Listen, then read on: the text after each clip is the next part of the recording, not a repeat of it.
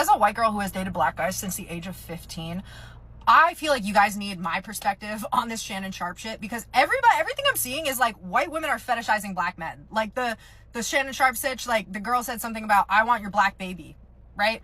I have had black men come to me and say, I want you to have my black baby. Not, I want you to have my baby. That's the acceptable response. No, I want you to have my black baby. Now everybody's coming out speaking on this Shannon Sharpe thing. You know, Shannon Sharpe has long been accused of only exclusively dating white women. Now we know that he has children in his early on, and when he was younger, he had children by black women. But when he came into some money, he's been known for exclusively only dating white women, coming out to the public with white women, right? All these accusations that's coming out now is coming out from white women. He's been being accused from these women from the top to the bottom, from 19 years old to old, from Michelle Evans, Michelle Bundy to Miss Zuniga. He has all kinds of accusations coming his way, right? So now you have white women going to the internet because they're pissed off and they're tired of saying that these white women be fetishizing black men, and they're firing back. They're saying, no, we're not fetishizing them. These black men are fetishizing us. They're saying that they want us to have their black babies, and all these different things is being said. But let's first look at Shannon Sharpe, right? And you know how he talks about the women he likes and all these different things. Check it out. I need to find someone to love me like I love football. Right. And I had a lot of women say they could be okay with being with number 2 to football. But when it came right down to it and they see how devout I was in it, they couldn't be. Right. Everything that I've accumulated doesn't mean anything if I don't have anybody to share it with. I guess I'm gonna have to find somebody that has something. And I tell people, look, I want someone to bring something to the picnic besides your appetite. I don't care if it's fork, I don't care if it's napkins, I don't care if it's the mashed potatoes with raisins on top. But bring something to the picnic. Right. And so we can work from that. Right. I don't care if you have kids. I will graciously accept the kids. Right. Your family becomes my family. Yeah. Because like I would do for my family, if you come to me and say, hey, my mom and dad are having trouble. Right. Okay, your mom and dad ain't got no trouble. Right. Once you with me, your family ain't got no, your mom and dad ain't got no trouble. Right. Your kids ain't got no, well, they're our kids. Right. Your kids, they're our kids. Right. That's the way I look at it. So Shannon Sharpe says that he just wants to find, the right woman for him. And all these accusations, we see what these women look like. Now there's been a lot of things that's been kept under the hat about the disparaging comments that Shannon Sharpe has made about black women, right? Shannon Sharpe has also talked about, he can date who he wants. And it's just he said a lot of things on different shows to put his foot in his mouth. We know that we know now that he allegedly has a problem with his hands when it comes to these women, because these women are coming out now and they're accusing him of all kinds of acts, right? All kinds of acts. And I used to be in support of Shannon at one point, but when I start hearing, this way before these accusations, I start hearing some of the disparaging things that he was saying in the locker room about black women. Some of his players don't mess with him. That's why he had that audio where he was saying he don't mess with all these different people because these people don't rock with him. But let's look at what Michelle Evans just said about this guy. We met in actually the press room at the Broncos, April of 2002. And we dated until the 2010 incident. And then it came to an abrupt end because I wanted, we were arguing and he was threatening me and stuff like that after, but I didn't see him again after he me. So I had said no, and I said no even though I was thinking that. And so it was the hardest. Yeah, this is too hard.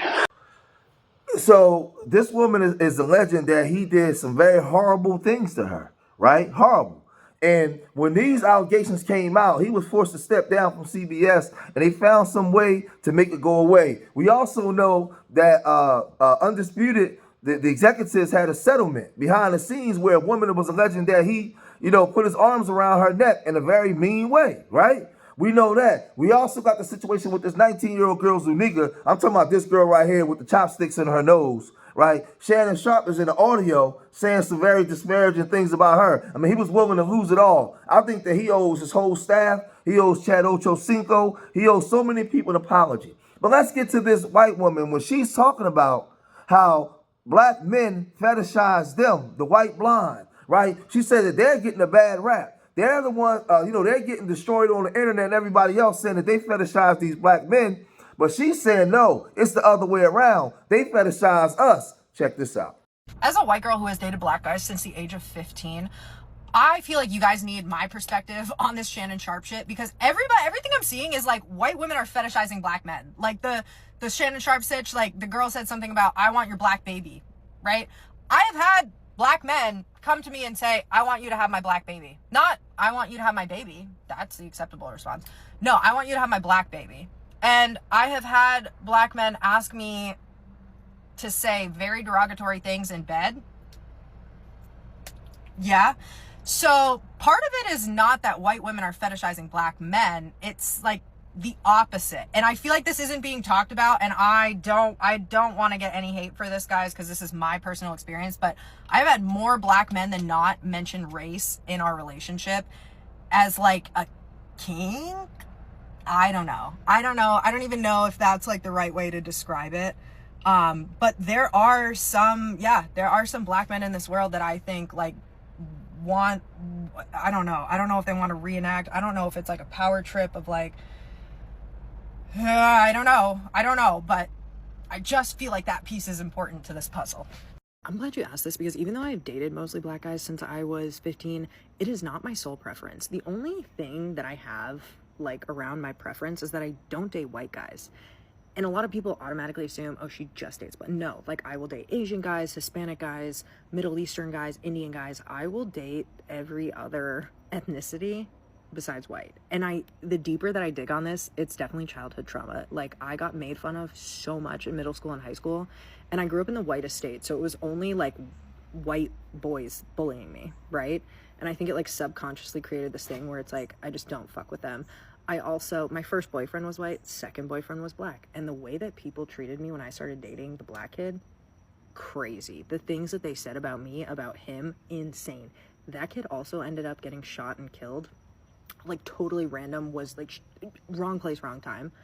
And I went to a party that summer, and all of the white boys that were at my school were like, oh, like, what did you expect? Like, he's black and he just deserves. And it's like, that stuck with me so fucking hard. I think that was honestly the turning point where I was like, I'm never fucking with a white guy again. Like, there was just this level of like out of touch with reality, out of touch with what women, like any minority, women, people of color, fucking people with disabilities, like there was just this, I think, this privilege that I saw in white men, and not all of them, I'm not gonna like lump them all together, but at least the ones that I grew up with, that like it just completely turned me off. I just could never. It's not to say that I couldn't end up with a white guy, but it's like now I have a mixed kid, and like there are just certain values that I want to instill in her that like I don't know if like a white guy is gonna be able to raise her the way, you know what I mean? Like now it's just deeper than that. But that's a long answer. Don't that sound familiar? She sounds just like a lot of these red pill guys and these SYSBM guys, the way that they talk about black women. What she has is childhood trauma. So she says she's not going to date a white man because she's been picked on. All the things that she went through, the way that they behave, right? She dated a white guy first, and then she dated a black guy, and the level of racism that she got, and all the things that she's experienced, right? Childhood traumas with her parents. Like she went through all these things. So she doesn't date black guys exclusively, but she don't date white guys at all. And it's funny how when I'm online and I'm hearing black people use words to destroy each other, I'm hearing the pink pill women, the way that they talk about black men. I'm hearing the way these red pill guys, the way that they talk about black women. This white woman sounds just like them. Just like them. So while y'all been so conditioned to believe that everything is colder, that their cold, ice water is cold on the other side, they have the same issues amongst each other. But you look at them as something greater than you, but they looking at you as something greater than them. This thing is real goofy. But Dr. Umar Johnson, he also spoke on this situation, and he gave warning to the young black athletes in the way that they're being set up by saying this. Those black male athletes, these rookies, better be paying attention to this Shannon Sharpe case, because I believe the white power structure is going to conduct a massive snow bunny hunt against black male celebrities. They're going to take them all down one by one with the pale vagina. If you are addicted to the white woman's vagina, you will be destroyed. Shannon Sharpe is showing you that right now. Look at Tiger Woods. Tiger Woods' ex-wife, Art, was a nanny. Initially, the media reported that she won $1 billion settlement. They were incorrect. Shannon Sharpe's ex-wife, Tiger Woods' ex-wife got a $100 million settlement. But Art, she was a nanny. She was the extra help. How do you go from extra help to $100 million? And then you got black men running around calling black women gold diggers.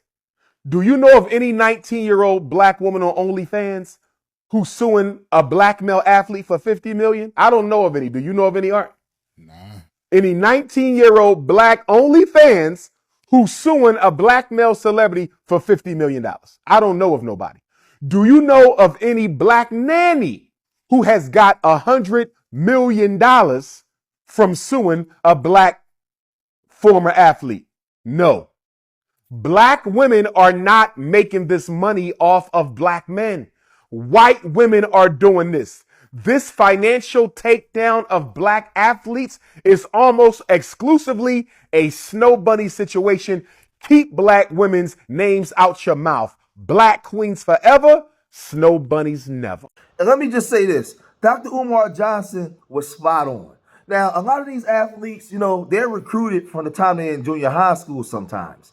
And, they come from south side of Chicago. They're coming from Philadelphia. They're coming from New York, down south, Atlanta, maybe the country area. And they get sent off to white schools and high school at a very young age. And through their formative years, they're around a lot of white women. They're not really growing up around a lot of black women in their formative years. So by the time they get to the NFL, man, a lot of their taste now has been transformed for the white woman. So they're already being pre-programmed from a child to see the white woman as the standard of beauty. And then you're around rich white folks. You're around coaches,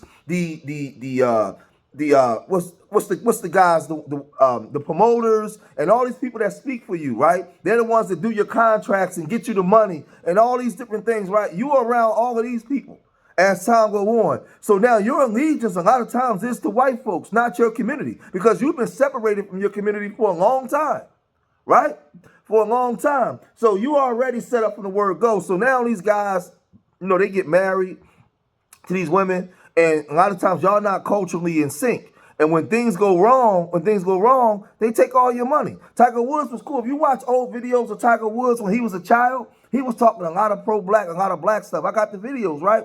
When his father passed away, man, they was able to get their hooks in him, and now look at him. So now he gets divorced to that woman. She takes $100 million from him, right? It's like that now.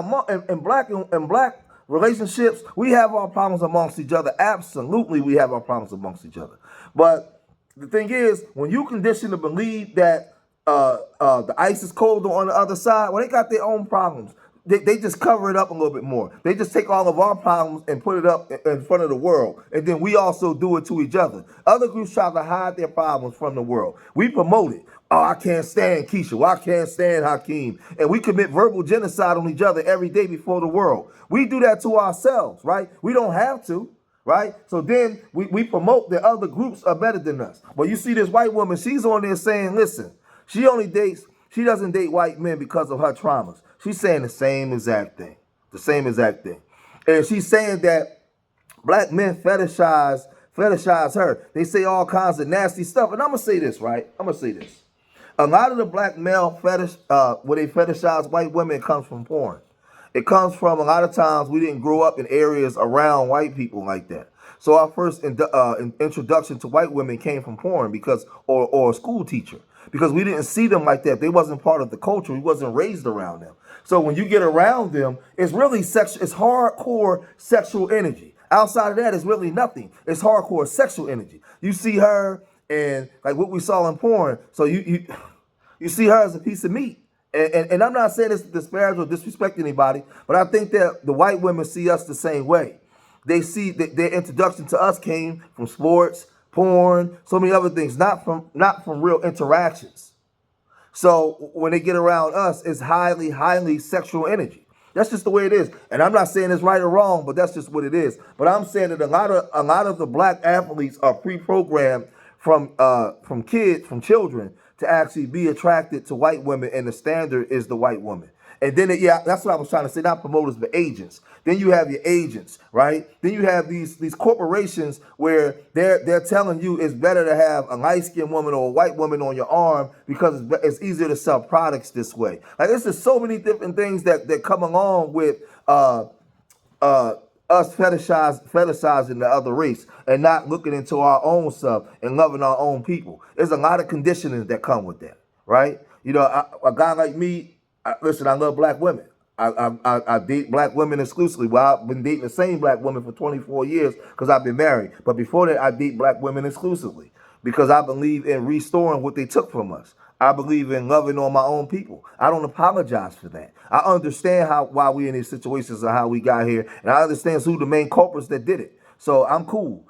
Y'all stay over there. I'd rather just love my own people. I do business. I can have some friends, but as far as me, my politics and what I lead with is with the black woman and building the black community and building the black family. But y'all let me know what y'all think about this, man. I'm going to cut this video short. If you made it this far in the video, hit that like button, subscribe to Street Media TV, leave your comments in the comment section. Remember, I love y'all. Till next time. Peace.